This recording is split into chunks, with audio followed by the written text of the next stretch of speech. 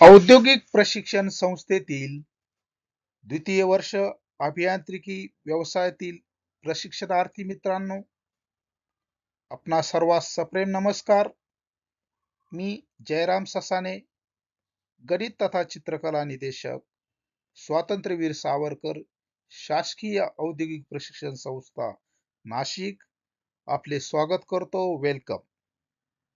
सर्वांचं मनपूर्वक स्वागत. आज आपण या व्हिडिओमध्ये दुसऱ्या वर्षाच्या अभियांत्रिकी व्यवसायातील कार्यशाळा गणित व शास्त्र या विषयातील घर्षण, फ्रिक्शन या पाठाची माहिती घेणार आहोत.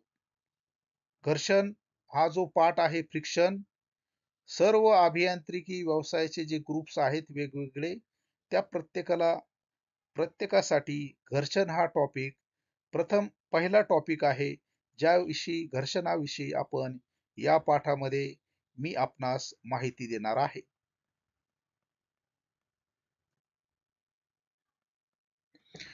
घर्षण म्हणजे काय? आपण बघतो आपल्या प्रॅक्टिकल लाईफ मध्ये घर्षणाशी संबंधित, थोडक्यात घर्षण ही सुद्धा एक प्रकारची ऊर्जा आहे. विद्युत ऊर्जा असे, विद्युत ऊर्जा सुद्धा आपल्याला घर्षणामुळेच मिळते. म्हणजेच वेगवेगळ्या प्रकारचे ऊर्जेचे साधन आपल्याला हे घर्षणाद्वारे मिळत असते. तर घर्षण म्हणजे काय? दोन स्पर्शित पृष्ठभागापैकी एक दुसऱ्यावर गतिमान होताना त्याच्या गतीला विरोध करणाऱ्या प्रेरणेला घर्षण असे म्हणतात. घर्षणाची प्रेरणा ही पदार्थाच्या गतीच्या विरुद्ध दिशेने कार्य करीत असते. एखादा पदार्थ दुसऱ्या एका पदार्थाच्या पृष्ठभागावर विराम अवस्थेत असेल तरी त्या दोन पदार्थाच्या पृष्ठभागात घर्षण, फ्रिक्शन असते.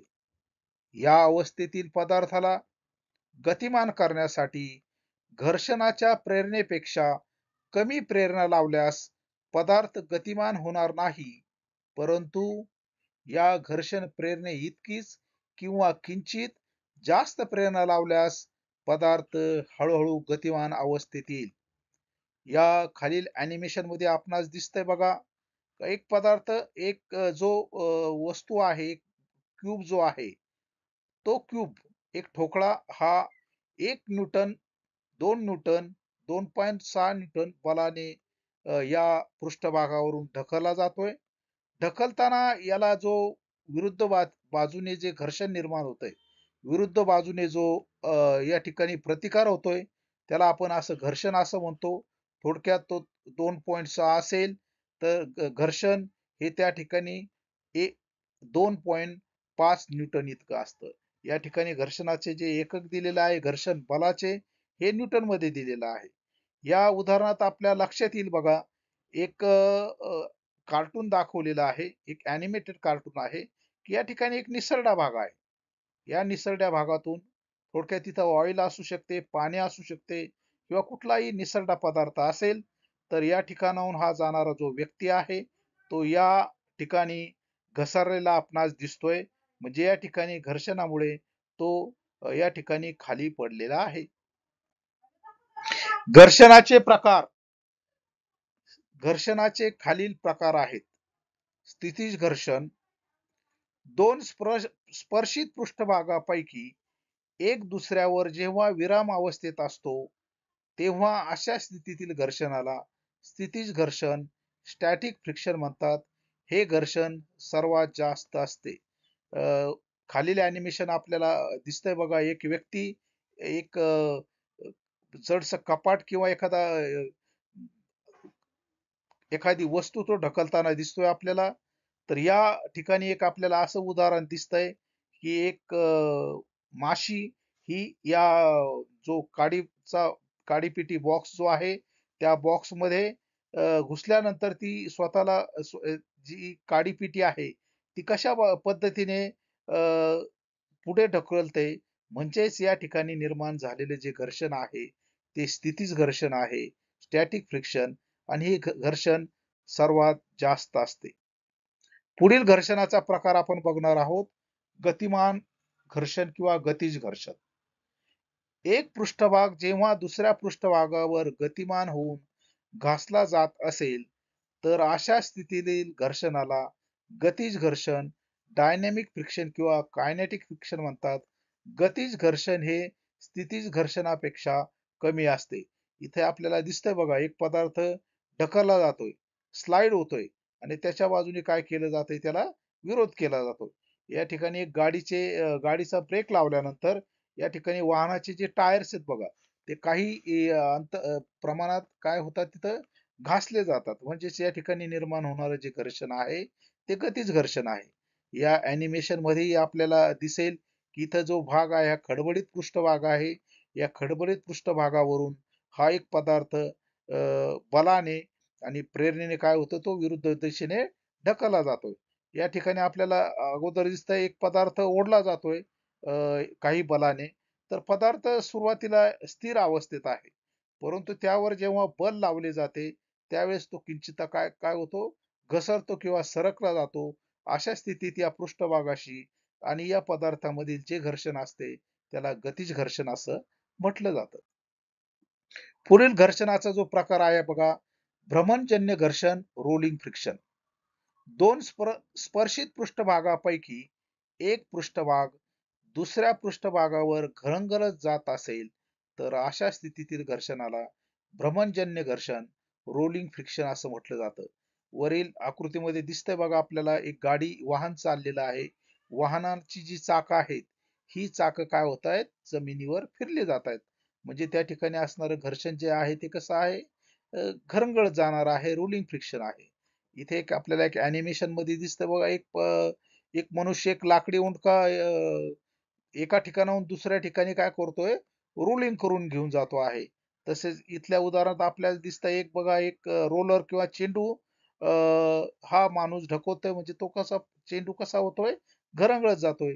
अशा स्थितीतील जे घर्षण असेल, त्याला भ्रमणजन्य घर्षण, रोलिंग फ्रिक्शन असं म्हटलं जातं. घर्षणाचे नियम. घर्षणाचे काही नियम आहेत, की जे खालीलप्रमाणे आहेत. घर्षण हे स्पर्शित पृष्ठभागाच्या स्वरूपावर अवलंबून असते, म्हणजेच पृष्ठभागाच्या गुळगुळीतपणा व खडबडीतपणावर. आपण बघतो बघा, एखादा जर पृष्ठभाग हा गुळगुळीत असेल आणि त्यावरून आपण जर चालण्याचा प्रयत्न केला, उदाहरणार्थ एका रस्त्याने जाताना जर ऑइल सांडलेला असेल, तो रस्ता गुळगुळीत झालेला असेल. आपण त्याच्यावरून चालण्याचा जर प्रयत्न केला, तर आपण त्या भागावरून किंवा त्या ठिकाणाहून घसरण्याची शक्यता जास्त असते. म्हणजे तो पदार्थ गुळगुळीत असल्यामुळं त्या ठिकाणी घर्षण कमी होते आणि आपण खाली पडण्याची शक्यता असते. दुसरं असतं खडबडीतपणावर. खडबडीतपणा म्हणजे जर खडबडीत एखादा पदार्थ असेल, तर त्यामध्ये असणारं जे घर्षण हे जास्त असतं. क्रमांक 2 नियम आहे. घर्षण हे स्पर्शित पृष्ठभागाच्या दाबावर अवलंबून असते. ते वजनाच्या समप्रमाणात असते. जेवढा दाब एखाद्या पदार्थाचा पृष्ठभागावर असेल किंवा ज्या ठिकाणी ठेवलेला असेल, जेवढे वजन त्या पदार्थाचे असेल, तेवढा दाब त्या पृष्ठभागावर त्या ठिकाणी असतो. म्हणजे त्या ठिकाणी जे वजन आहे ते समप्रमाणात असते. तिसरा रूल आहे लॉज ऑफ फ्रिक्शन. घर्षण हे स्पर्शित पृष्ठभागाच्या तापमानावर अवलंबून असते. तापमान वाढल्यास घर्षण वाढते. आपण बघतो, तुम्ही ग्राइंडिंग मशीनवर जर एखादा टूल ग्राइंड करत असाल, तर त्या ठिकाणी ग्राइंडिंगच्या अब्रेसिव्हमुळं आपण जो टूल त्या ठिकाणी ग्राइंड करत आहात, त्या ग्राइंडिंगच्या ठिकाणी तापमान जर वाढलं, तर आपल्याला त्या ठिकाणी काही जे जे फ्युम्स आहेत किंवा जे ग्रॅन्युल्स आहेत, हे आपल्याला उडताना दिसतात. म्हणजे त्या ठिकाणी तापमान वाढलं तर घर्षणही वाढते. 4 नंबरचा नियम आहे. घर्षण हे स्पर्शित पृष्ठभागाच्या क्षेत्रफळावर अवलंबून नसते. इथे शब्दप्रयोग दिसतो बघा, क्षेत्रफळावर अवलंबून नसते. म्हणजेच दोन पृष्ठभागांचे जे क्षेत्रफळ आहेत किंवा त्यांचे जे पृष्ठभाग आहेत, ते वेगवेगळे असू शकतात. अशा वेळेस त्यांचं जे घर्षण आहे स्पर्शित पृष्ठभागाच्या क्षेत्रफळावर अवलंबून नसते. 5वा घर्षणाचा नियम आहे. घर्षण हे स्पर्शित पृष्ठभागाच्या धातूवर अवलंबून असते. धातू म्हणजेच थोडक्यात, जर आपण माइल्ड स्टीलवर तुम्ही फायलिंग करत असाल, तर त्या ठिकाणी तुमचे असणारे घर्षण हे जास्त असू शकेल. तोच जॉब तुमचा ॲल्युमिनियमचा असेल तर घर्षण कमी असेल. तोच जर जॉब तुम्ही फायलिंग करत असाल कास्ट आयर्ननी किंवा तुमचा माइल्ड स्टीलचा जॉब तुम्ही टर्निंग करत असाल तर त्या ठिकाणी जो धातूचा पृष्ठभाग आहे त्या पृष्ठभागाच्या जो धातू आहे उदाहरणार्थ ॲल्युमिनियम, माइल्ड स्टील, कार्बन यांच्यामध्ये पृष्ठभागावर असणारं जे घर्षण आहे हे वेगवेगळ्या प्रकारचे असू शकते. घर्षणाचे फायदे व तोटे. Advantage and disadvantage of friction. फायदे. Advantage of friction. घर्षणामुळे मनुष्यात जमिनीवरून चालणे शक्य आहे. जर घर्षण अस्तित्वात नसतं तर मनुष्याला जमिनीवरून चालता आलं नसतं. म्हणजेच मनुष्यास जमिनीवरून चालणे हे घर्षणामुळे शक्य आहे. यंत्रातील पुलीवरून पट्टा फिरू शकतो. शिडीला भिंतीला टेकून ठेवता येते. गतिमान वाहनांना ब्रेक लावून थांबवता येते. दोराला गाठ बांधता येते. हे काही घर्षणाचे फायदे व तोटे आहेत. जे तोटे आहेत ते खालीलप्रमाणे आहेत. यंत्राच्या कार्यक्षमतेत घट होते. यंत्राच्या भागाची झीज होते. यंत्राच्या भागाची हानी होते. म्हणजे या ठिकाणी आपण या स्लाइड मध्ये बघितलेलं आहे की घर्षणाचे फायदे व तोटे. घर्षणामुळे काय होतात. घर्षण गुणक. या पाठामधील घर्षण टॉपिक मधील घर्षण गुणक हा एक महत्वाचा भाग आहे. Coefficient of friction. विराम अवस्थेतील पदार्थाला विचलित करण्यासाठी लागणारी प्रेरणा ही त्या पदार्थाच्या समप्रमाणात असते. उदाहरणार्थ जर पी म्हणजेच पदार्थाला विचलित करण्यासाठी लागणारी प्रेरणा इफोर्ट, डब्ल्यू म्हणजेच पदार्थाचे वजन म्हणजेच म्यू, घर्षण गुणक हा म्यू या ग्रीक अक्षराने काय केला जातो दर्शवला जातो. म्हणजेच या ठिकाणी आपल्याला सूत्र मिळतं म्यू बरोबर पी बाय डब्ल्यू. अनेक वेळा आता पी ऐवजी एफ या सांकेतिक चिन्हाचाही या सूत्रामध्ये उपयोग केला जातो. म्यू बरोबर एफ बाय डब्ल्यू. घर्षण कोन. वरील आकृतीत दाखवल्याप्रमाणे डब्ल्यू वजनाचा पदार्थ टेबलाच्या पृष्ठभागावर ठेवल्यास तितकीच परंतु विरुद्ध दिशेने आर ही टेबलाची प्रतिक्रिया निर्माण होते. आता या पदार्थाला थोडेसे विचलित करण्यासाठी पी ही प्रेरणा लावल्यास तितकीच परंतु विरुद्ध दिशेने एफ ही घर्षणाची प्रेरणा कार्य करते. म्हणजेच घर्षण कोनाचे टँजंट गुणोत्तर म्हणजेच घर्षण कोन अँगल ऑफ फ्रिक्शन होय. तो टॅन थिटा असा असतो. टॅन थिटा या टॅन थिटाचं जे गुणोत्तर आहे तेच म्हणजेच घर्षण गुणक अँगल ऑफ फ्रिक्शन असतो. विश्राम कोन ही आपली पुढची व्याख्या आहे. एक उतरण जमिनीशी काही कोन करून ठेवा.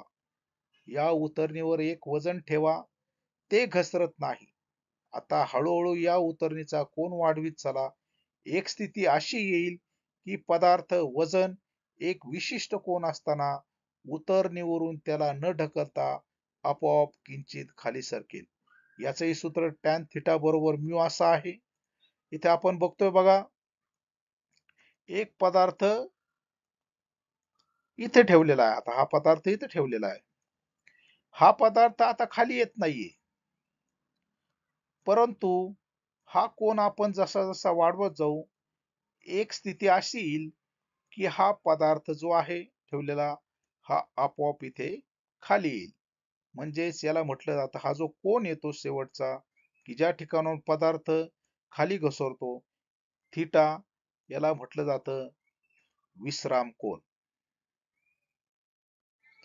पथविरोध. पथविरोध म्हणजे काय. ट्रॅक्टिव्ह रेजिस्टन्स. एखाद्या पृष्ठभागावरून पदार्थ गतिमान होत असेल तर पदार्थाच्या वजनामुळे त्याच्या गतीस विरोध केला जातो. यालाच पथविरोध ट्रॅक्टिव्ह रेजिस्टन्स म्हणतात.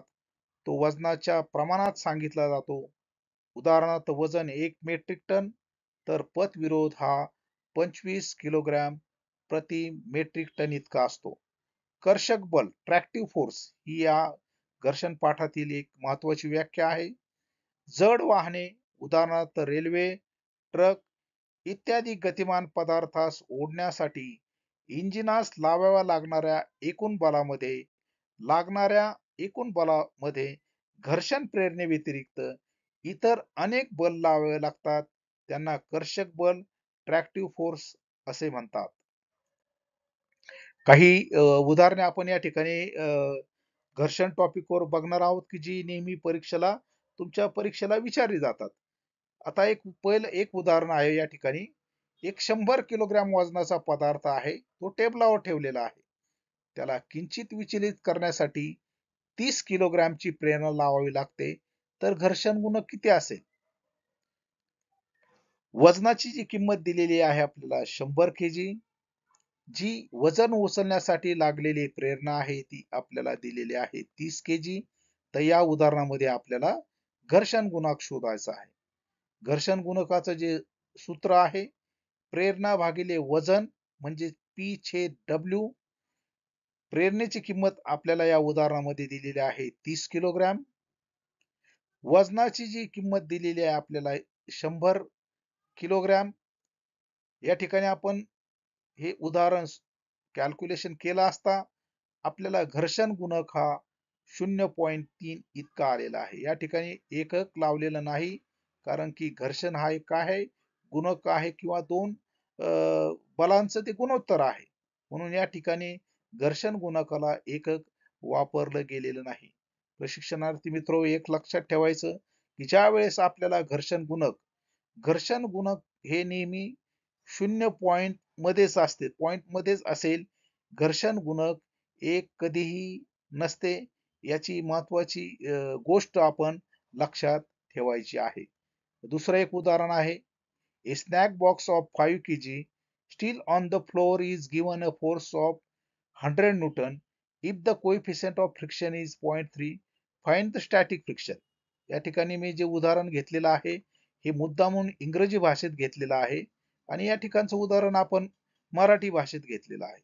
मुद्दाम इंग्रजी भाषेत उदाहरण घेण्याचा मुद्दाम हा प्रयोग आहे, की ज्याद्वारे आपल्याला इंग्रजी भाषेत कशा पद्धतीचे प्रश्न या फ्रिक्शन टॉपिकवर विचारले जाऊ शकतात. यामध्ये आपल्याला नॉर्मल फोर्स Fn 100 न्यूटन दिलेला आहे. कोइफिशियंट ऑफ फ्रिक्शन 0.3 दिलेला आहे. या ठिकाणी प्रेरणा भागिले वजन हे सूत्रही वापरलं तरी आपण चालेल, परंतु या ठिकाणी मी इंग्रजी सूत्र वापरलेलं आहे. Static friction is given by Fs mu Fn. दोन्ही व्हॅल्यू दिलेल्या आहे 0.3 गुणिले 100 न्यूटन. म्हणजे त्या ठिकाणी आपल्याला जो स्नॅक बॉक्स तो झकलायचा जो आहे, त्याच्यासाठी असणारं जे स्टॅटिक फ्रिक्शन आहे, त्याची किंमत आपल्याला 30 न्यूटन इतकी आलेली आहे. विद्यार्थी प्रशिक्षणार्थी मित्र, या पाठामध्ये आपण घर्षण म्हणजे काय, घर्षणाचे नियम, घर्षणाचे प्रकार, घर्षण कोन, विश्राम कोन, त्यानंतर घर्षणावरील आधारित उदाहरणे या पाठामध्ये अभ्यासले आहे. आपणास या पाठावरील जे प्रश्न तुमच्या सीबीटी मध्ये MCQ type multiple choice questions असतील, त्याची ही लिंक आपणास ऑनलाईन टेस्टची या पाठाबरोबरच उपलब्ध करून देण्यात येत आहे. सर्व प्रशिक्षणार्थ्यांचे धन्यवाद.